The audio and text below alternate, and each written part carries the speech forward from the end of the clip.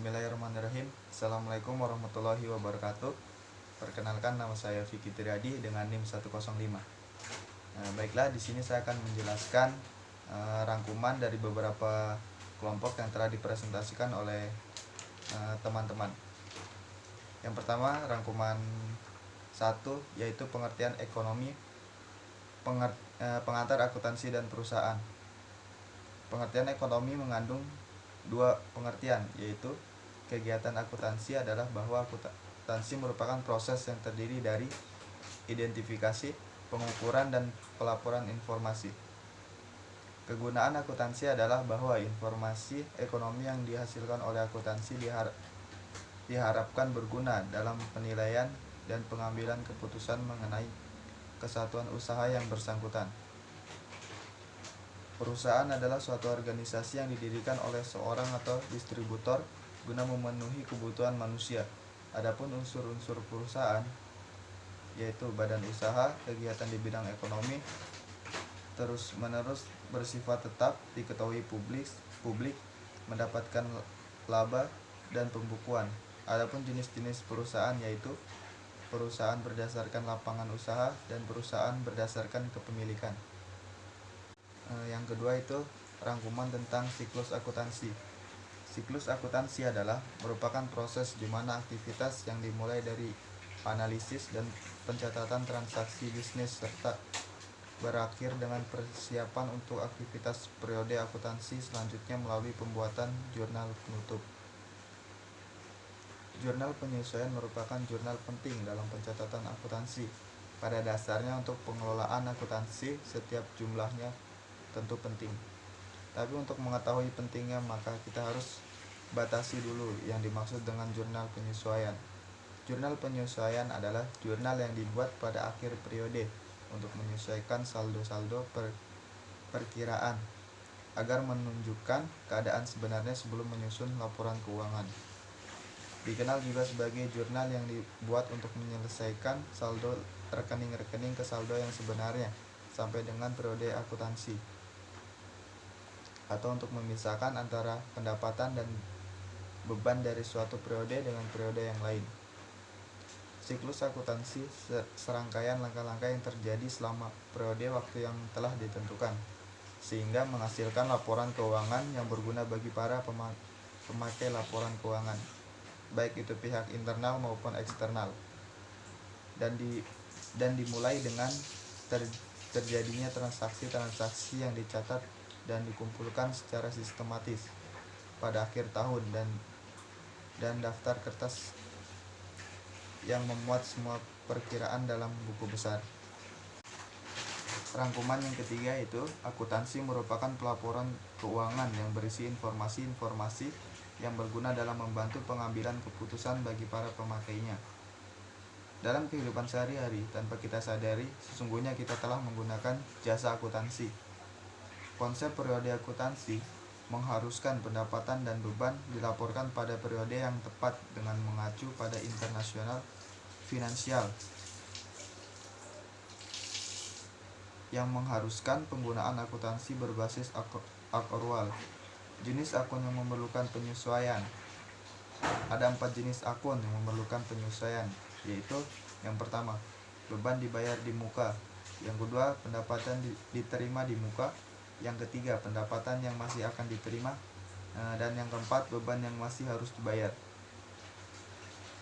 Ringkasan penyesuaian meliputi jenis penyesuaian, ayat jurnal penyesuaian, dan pengaruh penyesuaian dalam laporan keuangan. Ayat jurnal penyesuaian diberi tanggal per hari terakhir periode tersebut. Akan tetapi, karena proses pengumpulan informasi mengenai penyesuaian membutuhkan waktu, maka ayat jurnal biasanya dicatat pada tanggal setelah hari terakhir periode. Konsep akuntansi yang mendukung pencatatan pendapatan seperti ini disebut konsep pengakuan pendapatan. Sedangkan beban dilaporkan pada periode yang sama dengan pendapatan yang terkait dengan beban tersebut. Konsep akuntansi yang mendukung pencatatan pendapatan dan beban yang terkait dengan pendapatan tersebut pada periode yang sama disebut konsep pemadanan atau prinsip pemadanan. Rangkuman yang keempat yaitu siklus akuntansi adalah merupakan proses di mana aktivitas yang dimulai dari analisis dan pencatatan transaksi bisnis serta berakhir dengan persiapan untuk aktivitas periode akuntansi selanjutnya melalui pembuatan jurnal penutup. Jurnal penyesuaian merupakan jurnal penting dalam pencatatan akuntansi. Pada dasarnya, untuk pengelolaan akuntansi, setiap jurnalnya tentu penting. Tapi untuk mengetahui pentingnya, maka kita harus batasi dulu yang dimaksud dengan jurnal penyesuaian. Jurnal penyesuaian adalah jurnal yang dibuat pada akhir periode untuk menyesuaikan saldo-saldo perkiraan agar menunjukkan keadaan sebenarnya sebelum penyusunan laporan keuangan. Dikenal juga sebagai jurnal yang dibuat untuk menyesuaikan saldo rekening-rekening ke saldo yang sebenarnya sampai dengan periode akuntansi, atau untuk memisahkan antara pendapatan dan beban dari suatu periode dengan periode yang lain. Siklus akuntansi serangkaian langkah-langkah yang terjadi selama periode waktu yang lebih ditentukan, sehingga menghasilkan laporan keuangan yang berguna bagi para pemakai laporan keuangan, baik itu pihak internal maupun eksternal. Dan dimulai dengan terjadinya transaksi-transaksi yang dicatat dan dikumpulkan secara sistematis pada akhir tahun dan daftar kertas yang memuat semua perkiraan dalam buku besar. Rangkuman yang kelima yaitu akuntansi perusahaan dagang. Perusahaan dagang memperoleh barang dagangannya dari perusahaan manufaktur dengan cara melakukan pembelian baik tunai maupun kredit. -N/30 bermakna bahwa pembayaran atas pembelian barang dagangannya dapat dilakukan selambat-lambatnya 30 hari sejak tanggal pembelian. -N/EAM. Notasi ini memiliki makna bahwa pembayaran atas pembelian seluruh barang dagangan dilakukan selambat-lambatnya sampai akhir bulan. Sementara perusahaan jasa memperoleh produk yang dijualnya dengan cara mengeksplorasi potensi, keterampilan, dan keahlian dari pemiliknya. Tahap pertama, jurnal penutup, yaitu dengan menutup akun yang di saldo kredit seperti penjualan atau pendapatan terhadap akun ikhtisar laba rugi. Seperti contoh soal jurnal penutup, perusahaan dagang memiliki penjualan sebesar 287.000. Selain itu, perusahaan juga menerima pendapatan sewa sebesar 25.000. Selanjutnya menutup akan beban pada saldo debit, yang biasanya beban ini termasuk diskon penjualan retur dan potongan harga pokok penjualan, ongkos kirim, dan beban lainnya terhadap ikhtisar laba rugi. Apabila perusahaan memiliki keuntungan, maka pencatatan akun ikhtisar laba rugi berada posisi di debit. Namun apabila perusahaan mengalami kerugian, maka pencatatan akun ikhtisar banyak Rp95.200. Rangkuman yang keenam yaitu persediaan. Persediaan merupakan unsur yang paling aktif dalam operasi perusahaan dagang dan perusahaan industri, serta perusahaan jasa. Menurut Ikatan Akuntansi Indonesia, dalam buku standar akuntansi yang pertama, yaitu tersedia untuk dijual atau dalam kegiatan operasi normal. Yang kedua, dalam proses produksi atau dalam kegiatan usaha normal. Yang ketiga, dalam bentuk bahan atau perlengkapan untuk digunakan proses produksi atau pemberian jasa. Persediaan yang dapat dalam perusahaan dapat dibedakan atas jenis persediaan menurut fungsinya, jenis-jenis persediaan menurut cara pengelolaannya, dan posisi barang. Metode manajemen persediaan. Metode economic order quantity. Yang kedua, metode sistem pemeriksaan terus-menerus atau continuous review system.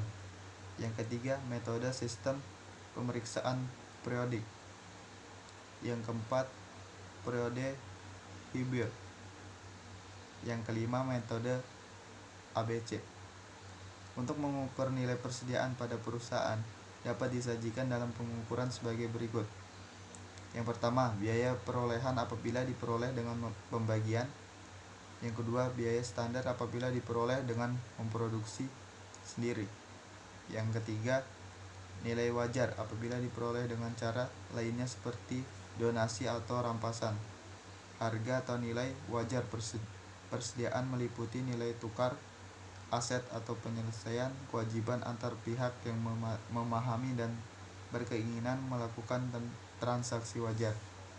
Rangkuman yang ketujuh yaitu Undang-Undang Sarbanes-Oxley atau yang lebih dikenal dengan SOX atau Sorbox adalah sebuah produk hukum federal Amerika Serikat yang menetapkan standar baru dan lebih baik bagi semua dewan, manajemen perusahaan publik, serta kantor akuntan publik, yang ditetapkan dan telah disahkan oleh Presiden George pada tanggal 30 Juli 2002. Undang-undang ini bertujuan untuk mengembalikan keyakinan dan kepercayaan publik perusahaan terhadap laporan keuangan perusahaan, yaitu dengan menekankan pentingnya pengendalian internal yang efektif. Pengendalian internal didefinisikan sebagai prosedur dalam proses yang digunakan oleh perusahaan untuk menjaga asetnya, memproses informasi secara akurat, dan memastikan kepatuhan terhadap hukum dan peraturan. Tujuan dilakukannya pengendalian internal adalah untuk pelindungan terhadap aset, informasi bisnis yang akurat, kepatuhan pada hukum dan peraturan yang berlaku. Elemen-elemen dalam pengendalian internal ada 5, yaitu lingkungan pengendalian, penilaian risiko, prosedur pengendalian, pengawasan, serta informasi dan komunikasi. Kas adalah sebuah jenis yang diterima oleh bank untuk disimpan di rekening tabungan. Pengendalian terhadap penerimaan kas meliputi kas yang diterima dari penjualan tunai, kas yang diterima melalui cek atau giro, dan kas yang diterima melalui transfer dan elektronik kas. Adapun pengendalian terhadap pembayaran kas meliputi sistem voucher dan sistem transfer elektronik. Penggunaan rekening bank bertujuan untuk pengendalian. Penggunaan rekening bank dapat mengurangi jumlah uang tunai di toko atau kantor pada waktu tertentu. Selain rekening bank, ada yang namanya rekonsiliasi bank, yaitu merupakan analisis informasi dan jumlah yang menyebabkan saldo kas yang dilaporkan dalam rekening koran berbeda dari saldo kas dalam buku besar. Tujuan dari rekonsiliasi bank adalah untuk menghasilkan saldo kas yang disesuaikan. Sekian dari saya. Assalamualaikum warahmatullahi wabarakatuh.